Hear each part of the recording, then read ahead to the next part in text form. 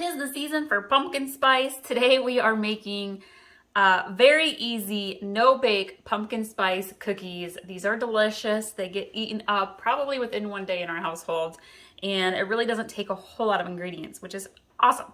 So we are going to start with the ingredients that we are going to actually melt in our pan, and I am going to use, I have a little bit of a mess going on here, y'all. I have been busy in the kitchen. I am going to use 1.5 sticks of butter. It's 3/4 cup of butter. And we're gonna go ahead and just cut that there. Oh, she's peeling away already.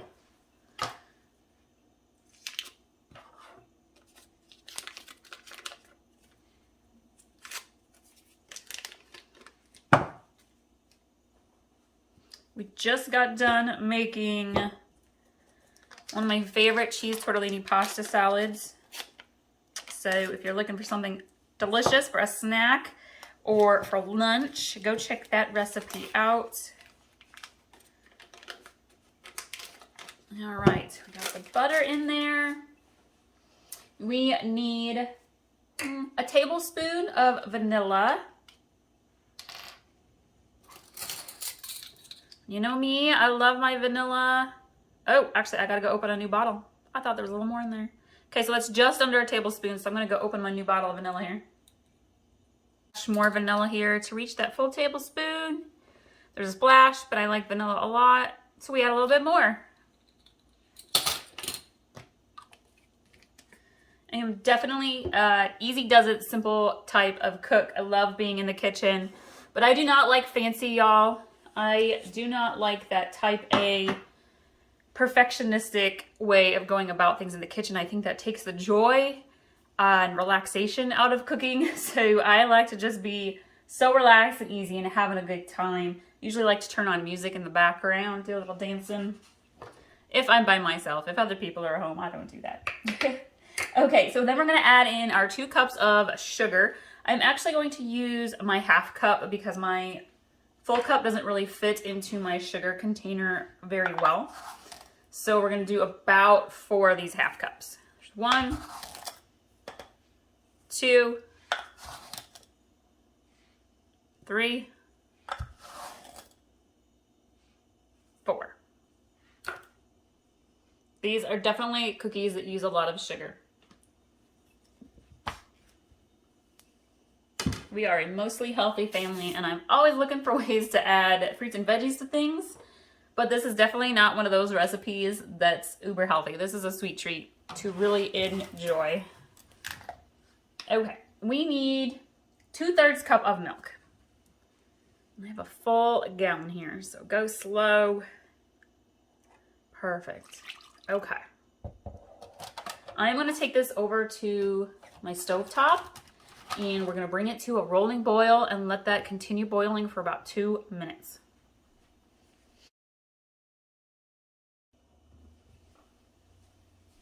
So while I am letting those ingredients boil and melt in the pan, I'm gonna start mixing together my dry ingredients.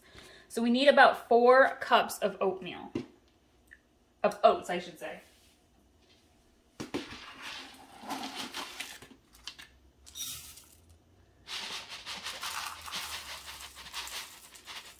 Two.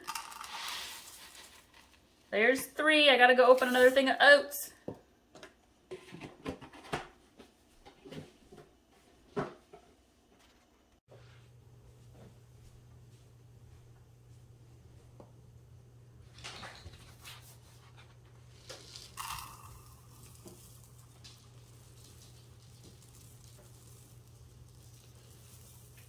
All right, got my 4th cup of oats.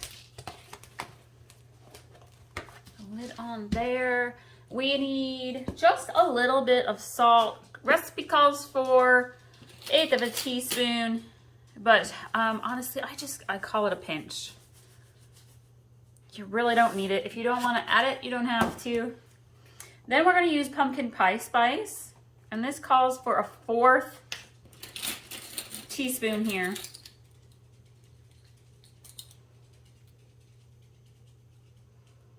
But if you really like your pumpkin flavor, you can do just a little bit more. I usually do double of that, so And then if you're looking for a way to add extra protein, like if this is a kid's snack or you need some extra protein, I like to add protein powder. You could use vanilla, like dry vanilla coffee creamer as well. But I'm going to use my ProFlex vanilla protein. And it calls for a 1/4 cup that you could add in, and that's about a 1/4 cup or so. A little protein powder. We like to do these no-bake cookies. We like to do the chocolate ones. We'll do like double chocolate, so we'll have our cocoa powder, and then we'll use chocolate protein powder, and that's really delicious. And let's see. Is that everything? I think that's everything. I'm gonna go check the stove and see how that's doing over there. Let's give this a quick little mix. Get that pumpkin spice flavor in there. I can smell it. So that is melting pretty well. The sugar's pretty well melted. Waiting for that butter. Again, we want to bring this to a boil and then let it boil for about 2 minutes.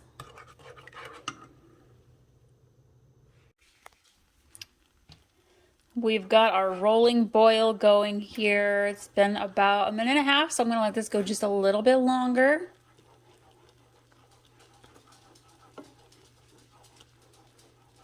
So our liquid ingredients are very, very hot, so we're going to be really careful as we pour this into our oats.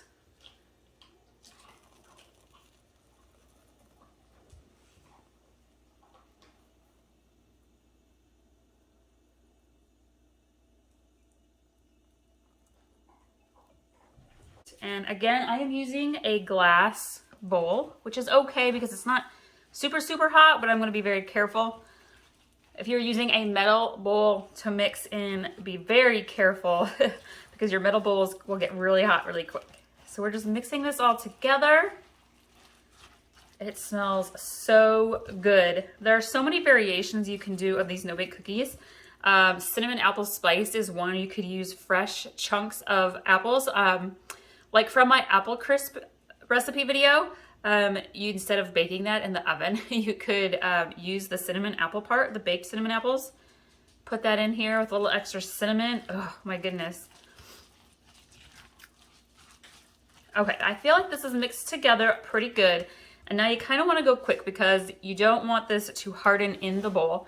I have a flat cookie sheet pan. These are not going in the oven. I'm just using it to put them on because it's big and it's flat. And I have parchment paper on top, and I'm going to use 2 spoons. I feel like that works pretty well. And then you're just going to put them onto the pan, or the flat pan here. You can make these however big you want to.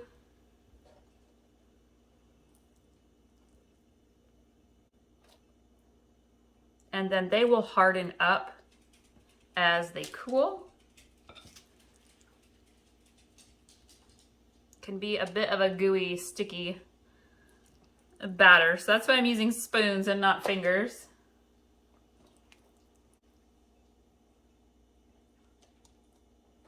This recipe makes quite a few of these cookies. I'm probably going to have to get my second cookie sheet out here. Sometimes when my daughter and I are making these, she likes to add chocolate chips. She likes to do marshmallows. Like they have different kinds of flavored marshmallows, so she'll add those in, the mini ones. What else do we like to add? Oh, you can really just kind of do whatever you want. Butterscotch ones are delicious.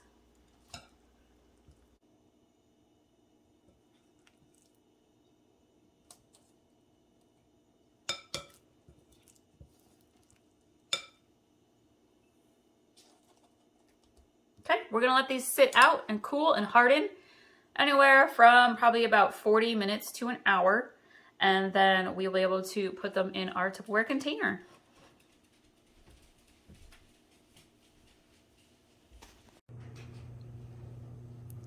So my pumpkin spice no-bake cookies are ready to be put in the container. There's a little baking hack if you have cookies that are kind of a stickier type of cookie. Or maybe you have like the jelly-filled ones that at Christmas time, and you don't want the cookies on top to stick to the ones below. you can cut your parchment paper into squares to fit the size of your storing container and stack them that way, and then the cookies don't get stuck to each other. So I hope you all liked this video. I hope you love this recipe. It's really delicious. I hope you'll subscribe and stick around, and we'll see y'all next time.